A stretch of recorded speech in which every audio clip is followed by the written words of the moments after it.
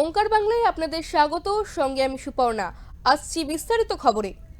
সামনেই বিধানসভা নির্বাচন, আর তাই এবারের 21শে জুলাইয়ের জনসভায় রেকর্ড পরিমাণ জনসমাগমের টার্গেট নিয়ে প্রস্তুতি শুরু করেছে শাসক দল তৃণমূল কংগ্রেস। এই মুহূর্তে রাজ্যের বিভিন্ন প্রান্তে শাসক দল তৃণমূল কংগ্রেসের ঘোষিত 21শে জুলাই কর্মসূচির প্রচার চলছে। শুরু হয়েছে কেন্দ্রভিত্তিক প্রস্তুতি সভা, কিন্তু এরই মাঝে প্রকাশ্যে বারবার চলে আসছে তৃণমূলের অন্তর্দ্বন্দ্বের ছবি। রবিবার হাওড়ার আমতা বিধানসভা কেন্দ্রে দেখা গেল তৃণমূল কংগ্রেসের পাশাপাশি দুটি প্রস্তুতি সভা।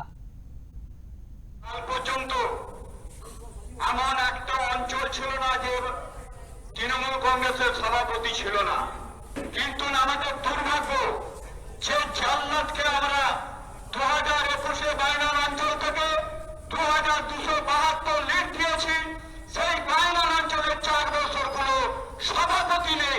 লজ্জার ব্যাপার।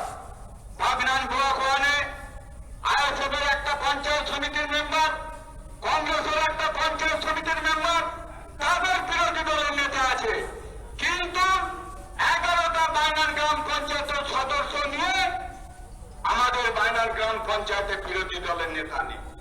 সর্বোপরি বলি, আর হাতে টাইম নেই, উনি একটু কাগের বাসায় ডিম পাড়তে ভালোবাসেন।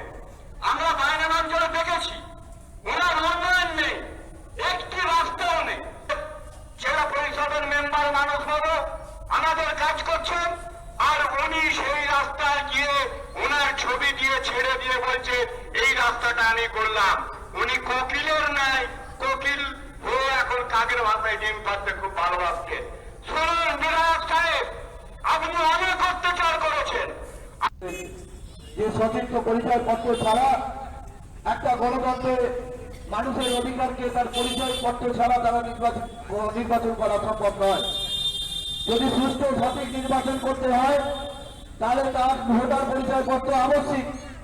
তৎকালীন আন্দোলনের ওপর যেভাবে কমিউনিস্ট পার্টি, মার্ক্সবাদী সরকার, বামফ্রন্টের সরকার একটা সাধারণ গণ আন্দোলনকে গুলি করে এই গণ আন্দোলনকে কণ্ঠরুদ্ধ করতে চেয়েছিল, তার আমরা সেই ধর্মতলা সবাই যাই।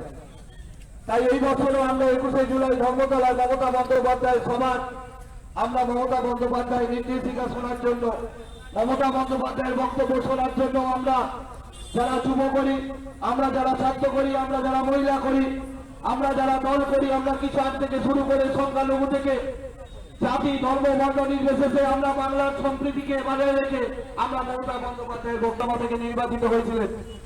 আমাদের প্রিয় বিধায়ক মাননীয় সুকান্ত পালের নেতৃত্বে আমরা যেভাবে আমরা বিগত দিনেও যাচ্ছি, আমরা এবছরও সেই আমরা ধর্মতলা মমতা বন্দ্যোপাধ্যায় সবাই যাব। আমরা এই বছর সর্ব রেকর্ড ভেবে আমতা কেন্দ্রের মাটিতে আমরা এমন প্রমাণ করব যে আমতার মাটি তৃণমূল কংগ্রেসের দুর্জয় ঘাঁটি। এখানে কোনো বিভেদকারী শক্তি, এখানে কোনো সাম্প্রদায়িক শক্তি, এখানে যারা দলে দলে বিভাজন করার চেষ্টা করছে তাদের এই মাটিতে কোনো জায়গা নেই, আগামী দিনে কোনো জায়গা থাকবে না। আমরা আজকে এই পথসভা থেকে বলতে চাই। তাই আমাদের যে একটি খালনা অঞ্চল তৃণমূল কংগ্রেস পরিবারের ডাকে, অন্যটি আমতা কেন্দ্র তৃণমূল কংগ্রেসের ব্যানারে। দুটি সভার দূরত্ব মাত্র 50 মিটার। সাবগাছতলা বাস স্টপেজের আশেপাশে দুটি সভাকে তৃণমূল কংগ্রেসের অন্দরে গোষ্ঠী কোন্দল বলে মনে করছে রাজনৈতিক মহল। সরকার একটা সাধারণ গণ আন্দোলনকে গুলি করে এই গণ আন্দোলনকে কণ্ঠরুদ্ধ করতে চেয়েছিল, তার আমরা সেই ধর্মতলা সবাই যাই। তাই এই বছরও আমরা 21শে জুলাই ধর্মতলায় মমতা বন্দ্যোপাধ্যায়ের সমান আমরা মমতা বন্দ্যোপাধ্যায়ের নির্দেশিকা শোনার জন্য, মমতা বন্দ্যোপাধ্যায়ের বক্তব্য শোনার জন্য আমরা। যদিও দুটি আলাদা অঞ্চলের সভা বলে ড্যামেজ কন্ট্রোল করার চেষ্টা করছে তৃণমূল নেতৃত্ব। কর্মসূচি ছিল 21শে জুলাইয়ের কর্মসূচি, মমতা বন্দ্যোপাধ্যায়ের ঘোষিত কর্মসূচি।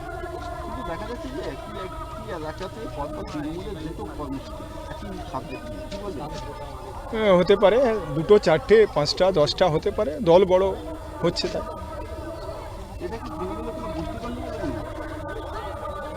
গোষ্ঠীদ্বন্দ্ব বলাটা হয়তো একদিক থেকে ঠিক হবে, আবার একদিক থেকে ঠিক হবে না, কিন্তু আমরা মনে করি যে আমাদের যিনি বিধায়ক আছেন উনি ওনার মতো করে দল করার চেষ্টা করেন এবং সিনিয়রদের কাউকে ডাকেনি।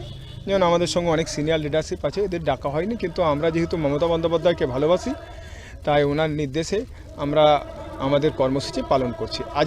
আজকে শুধু পালন করি না, আমাদের এই কর্মসূচি চলবে 21শে জুলাই পর্যন্ত। 21শে জুলাই ধর্মতলা গিয়ে ওই শহীদদের প্রতি আমরা শ্রদ্ধা জ্ঞাপন করে আবার দিদি যা বক্তব্য রাখবেন সেটাকে পালন করব। আমতা থেকে কত লোক যাবেন? আমতা থেকে ধরে নিন আমরা আমাদেরটা বলতে পারবো, আমরা প্রতিবারেই এখান থেকে আলাদা করে বাস ছাড়ি, প্রতি অঞ্চল থেকে দুটো, এবারেও দুটো করে চালা হবে সেই মতো করে। 21 সাল পর্যন্ত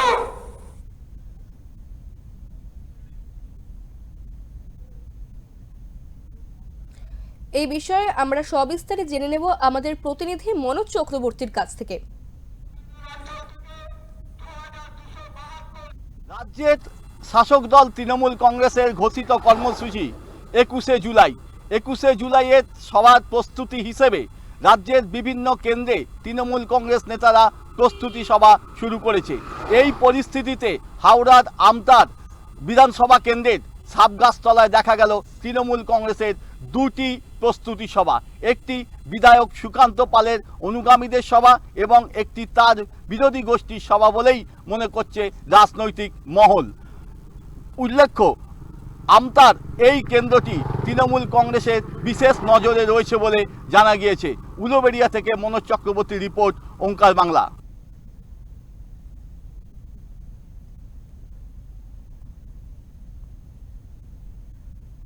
ছিল না, কিন্তু আমাদের দুর্ভাগ্য।